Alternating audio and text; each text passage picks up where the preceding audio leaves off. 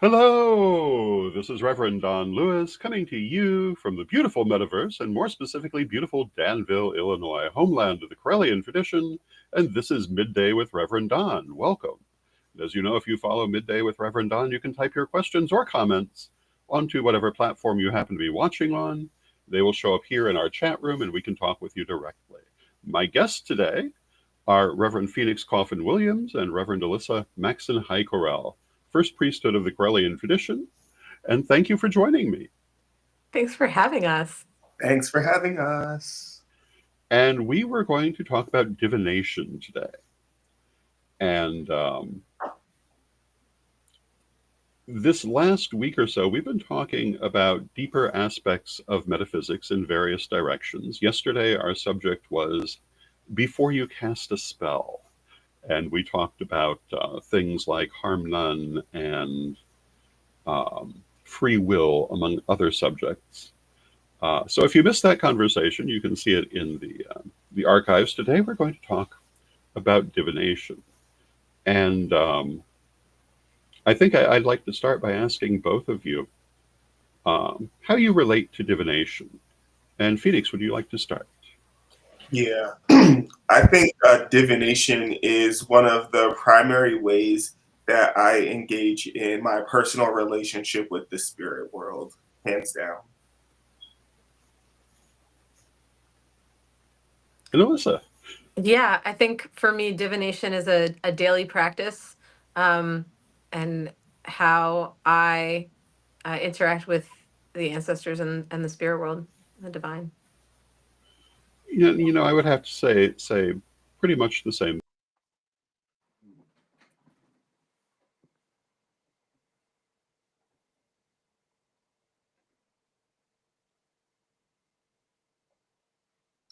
Well, it looks like Uncle has crashed.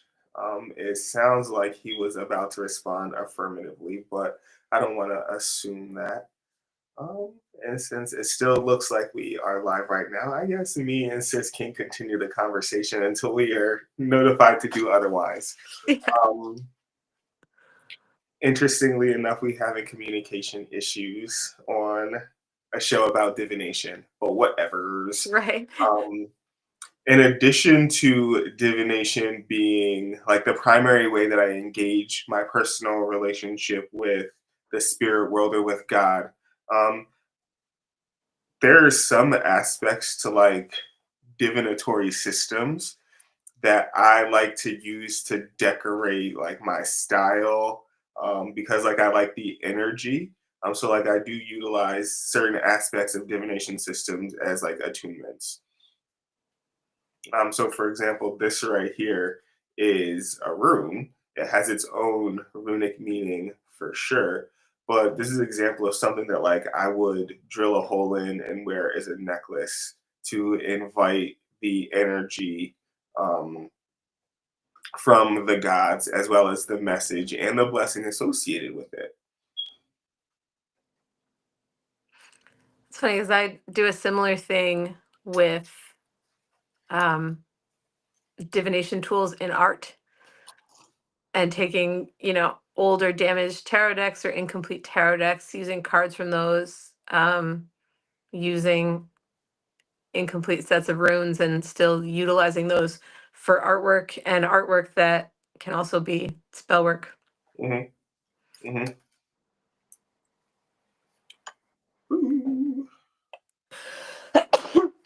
Bless you. Excuse me. Additionally, the use of divination also, I would say, was probably the most consistent and powerful practice that led to the development of other psychic abilities, or what people might consider like more advanced psychic abilities.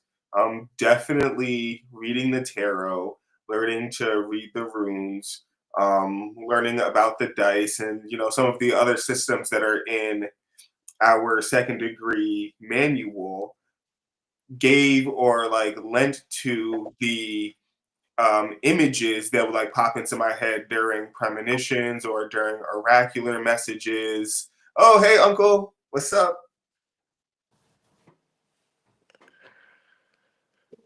still probably coming in.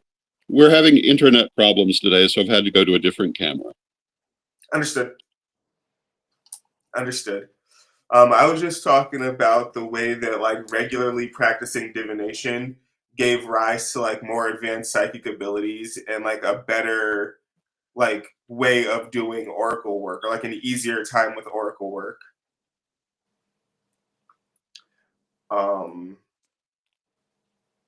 Taking in all the symbolism, for sure. No, you can't. We talk about that all the time with oracle work, that it helps to have, and that's part of what the second degree is for. It helps to have a giant breadth of knowledge of divination, divinatory practices, divinatory symbols, as well as history and culture. All of those help give context to oracles, which are kind of a form of divination. Mm-hmm. Definitely also helps give context to things like scrying, images that you get there. Oh, absolutely. Yeah, I think Lord Don talks about that in at least one of the degree books, probably a few, about the more knowledge that you have to work from, the easier it becomes to decipher messages. It's like being really familiar with the message dictionary, or like the symbolic dictionary, or like the symbolic lexicon that makes up the language between you and the spirit world. Like the more in tune you are with that by way of like a divinatory system, or even like if the divinatory system is your own body, if you use like muscle testing or anything like that, That's true. that becomes your language to talk to the divine. And the more you use it, the more you can learn how to use it. I like that. Mhm. Do either of you have a favorite form of divination? I do use tarot quite a lot. I use clairvoyance more, but even as a form of divination, I use clairvoyance more. But I use tarot quite a lot, partly because people enjoy it. And after that, probably astrology and numerology. I do occasionally use numerology for certain kinds of divination. My use of numerology, despite having written extensively about it, is pretty much limited to interpreting names and occasionally numbers. Mm-hmm. So, for example, if I were looking to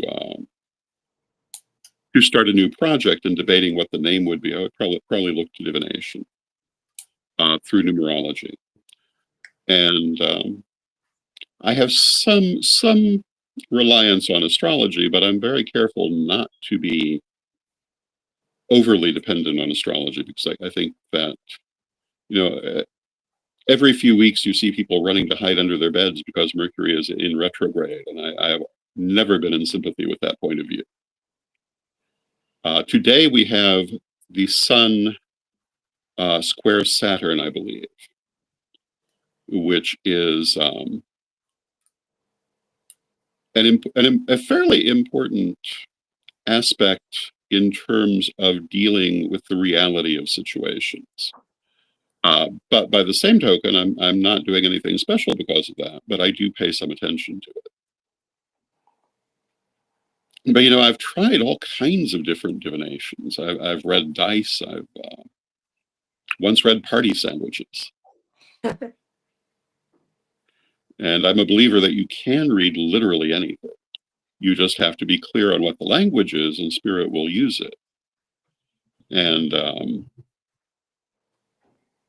sometimes I rely heavily on omens, which are effectively a kind of divination, where I will ask the universe the question, which may be literally a question or maybe a situation, where I'm simply asking for general advice, but then the next thing that I see will be the answer, sometimes within particular limits. When I rode the bus commonly in Chicago, I would often do it by the next color of hat or shirt that I saw on the sidewalk. And I found that surprisingly, that would be pretty effective. You can do it by the next animal to show up if you're in a place where there are a lot of animals. And I also have been known to take those omens unasked for, because they just obviously seem to be there to tell me something. So What's if you an see example? it, What would be an example of like an unasked for omen? If I were in a place where I wasn't really expecting to see a lot of animals, and maybe there were unexpected geese or unexpected squirrels, or the most prominent example I can think of was the owl. Several years ago, I was out walking late at night, and there's an owl sitting on the fence staring at me, not more than 20 to 30 feet away. Never happened before or after in my life. Happened 2 nights. I took that definitely as an omen. Also around that same time, there was a peacock in the backyard. There are no peacocks in that neighborhood. There should have been no reason for there to be a peacock in the backyard one morning, but there was. Cool. And then later in the day, there were 2. It was very bizarre. That is bizarre. And there's no way, in my opinion, to look at that as anything but an omen. So when I was, I had an animal omen quite a few years ago. I was walking Rocket, my dog, down the street, and there's sort of a back trail. It's a short trail, but very steep, that's paved with railings that goes up to the park that's kind of set above my house. And we were walking up this trail, and it's wooded, but not in the woods, if you know what I mean. There's a house right there, there's a road right there. There was, as we were walking up, a fox, not 6 feet from me. I was looking at it, it was looking at me. It was the oldest, grizzliest looking fox I have ever seen in my life. Its bushy tail was gone. Its fur was all like graying in the face. It had like pieces missing in its fur, and it was just like scrappy and old. And I stood face to face with this for, there was a time out of time where we just sort of looked at each other, and then both went our separate ways.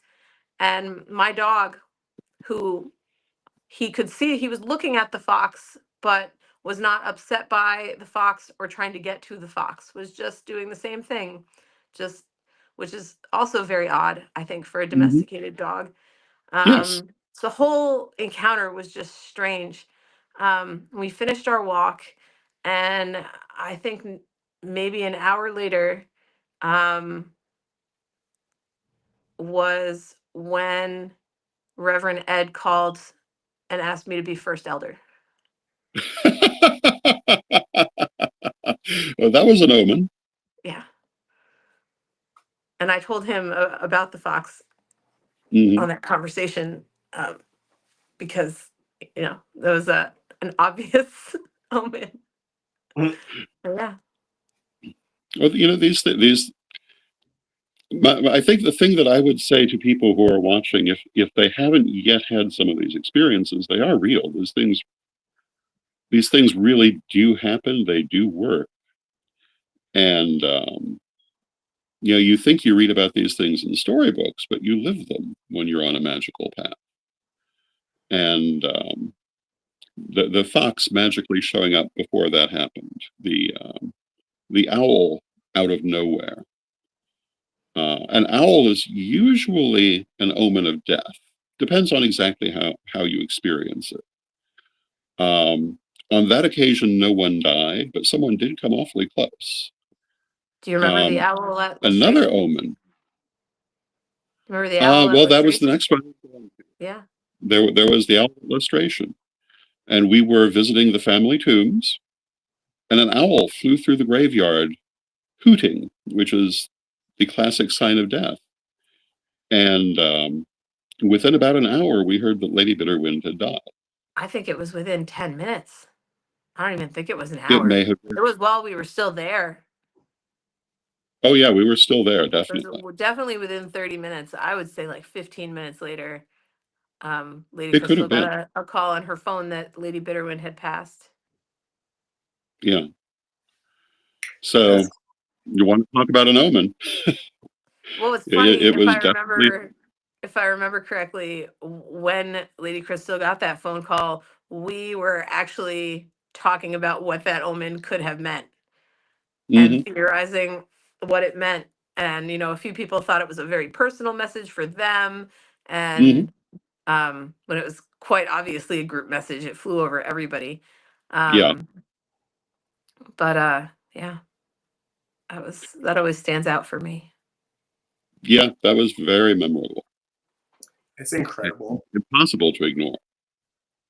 And I think that's the thing about like a good omen or a good divination is that it does provide a challenge and a confirmation of faith. Mhm, The owl is also one of the sigils of the first elder. that's true. And Lady Bitterwind had held that rank for 20 years, I think. Mm-hmm. Um, yeah, that was quite the omen. If I wrote that in a book, nobody would believe it. It's a It's mirror. too obvious, It it but it is, totally happened. but it It's it's supposed to be obvious though, right? Like if you Well, have to put so much energy into discerning it, it's not that great of a message. that's true. And my attitude toward omens um, kind of is that they need to be pretty obvious. If they're not obvious, you have to have the right feeling for them because sometimes it won't be as obvious, but you'll know. But well, it's like spiders. If you see a spider at certain times of day, it has a meaning. It's usually a very beneficial meaning unless it's in the morning. But if you know there's a spider there, then it does not count because you know that's there. It's not an omen. It's when it's a surprise that it's an omen. And I found that tended to be a very accurate omen for me. I find fortune cookies are accurate for me for the most part. I know other people that they're not accurate for, but they haven't chosen those as one of their languages for spirit. And I think I was around 11 years old when I decided that I was going to use the fortune cookies as a form of divination and trust what I got, and they turned out to work for me through most of my life pretty well. Usually not major things, but appropriate things, and occasionally, surprisingly, on topic. Yeah, they provide like on point little bits of inspiration. Hmm. Mm-hmm. And I've been shaded by fortune cookies before, like having gotten fortunes in them. Yeah, Like, all right, so this the silent treatment now is what it is. So I've seen that happen when well, it's I the chaos moment. Everything is possible. I have a tendency of giving fortune cookies as ancestor offerings. Ooh, okay. And I do it for a very specific reason at a very specific time. I don't do it all the time. It is specifically for the unknown, or times when I'm putting my trust in the ancestors. This is my way of saying that I'm giving them my fortune, my future. That I'm not gonna look at it. They can look at it and um, help me reach the conclusion that is favorable. Basically, That's very cool. I yeah. like that. Many times in my life, I've found myself relying on the ancestors, and They have always come through for me. But yeah, I have a bunch of extra fortune cookies just sitting around waiting to be offerings.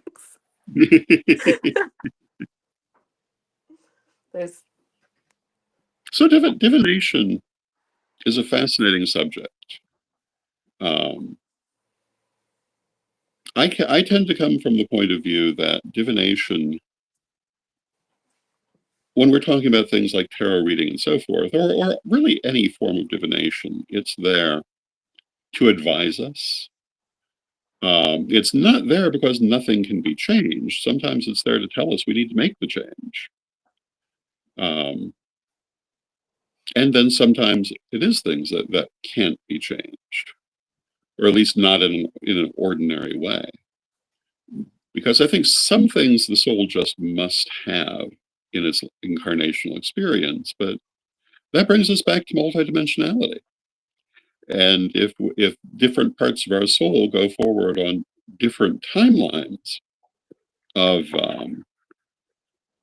these different options that were presented, then divination is partly there to help us decide which timeline we desire. And it's about setting our course. I'm a great believer in the idea that, well, one of my favorite stories is the miracle of the jelly roll. And this was a vision that Lady Crystal and I had many, many years ago, in which we were taken to a sweet shop. And the person behind the sweet shop, who was a large burly fellow with Mom as his nickname, offered us our choice of sweet. And our response was, well, what is best for us? And to make a long story short, the moral was, it doesn't work that way. You have to choose the one you want. I can tell you what's in them. I can tell you what's going to be better or worse, but it's your choice. It's not for spirit to choose it for you. We can help you. And out of that, we came up with the phrase, choose your jelly roll, that we used for many years. And I tend to believe that is how manifestation in this world works. A lot of people want spirit to line it out for them, and spirit will help. And there are some things your soul has chosen, spirit will focus you on, but you also have to play an active role. And you're choosing the things you take, and you can say no to them. Now, that's not always wise, but you can. One of the things I remember early on was the idea that, if you're meant to be a healer and you have healing energy and you don't use it, it will tend to cause blockages because it's there to be used. It wants to be used. So if you choose not to do that, you have to be very careful of your energy. I think that's true of some things in life, but even so, it's still your choice. We always have our choice of how we're going to deal with things. So I never perceive divination as taking our choice from us, but helping to inform our choice. Mm-hmm. Providing some options. Exactly. An insight. Exactly. And options and insight are really what I think divination is all about. I am not a believer in the idea that there's ever just one way to deal with any problem. There may be a best way, but there are always multiple ways. And with that, I see that we have come to 25 after the hour. And I want to take a moment for a word from our sponsors.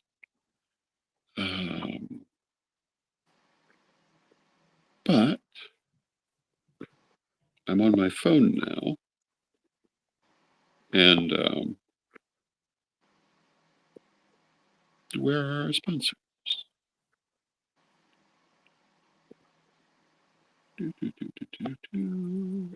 While we wait for that, I will just go ahead and say hi to Reverend Ed Carr in the chats and comments section. Thanks for tuning in.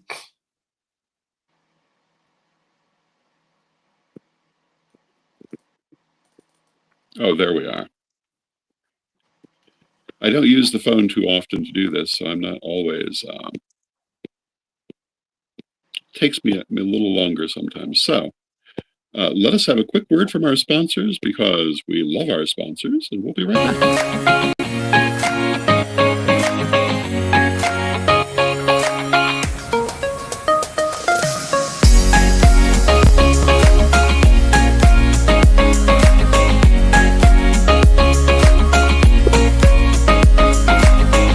Ready to unlock the secrets of the universe? Join me, Rev Don, for my metaphysical and magic auctions at Gaia Thrift at whatnot.com. Discover fascinating artifacts, mystical crystals, and rare and unusual books that could change your life. Don't miss this chance to bring a little magic into your world. Rev Don's Metaphysical and Magic Auctions, where the extraordinary can become yours.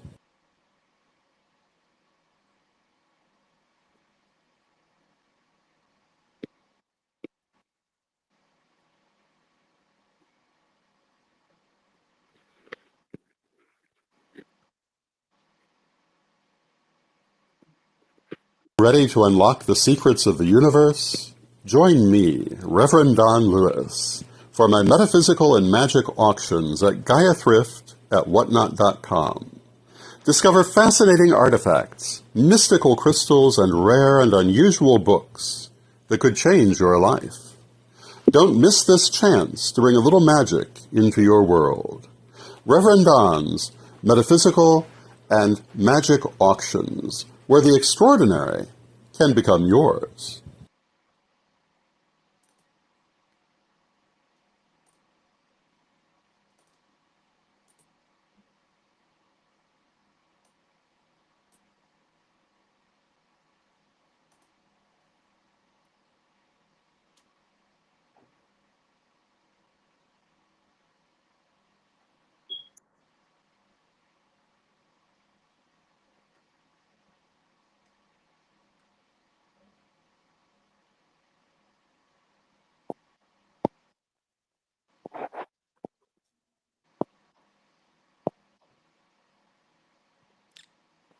Okay.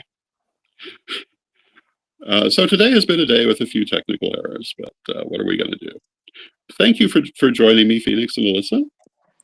Thank you. Happy to be here. And thank you everyone else for viewing. I hope you've enjoyed the show and our discussion of divination. I'll be back tomorrow. And let us close with our prayer, as we always do. Divine Mother Goddess, Divine Father God, beloved ancestors, we thank you for all that you do for us in our lives, and we rejoice in this walk we walk together.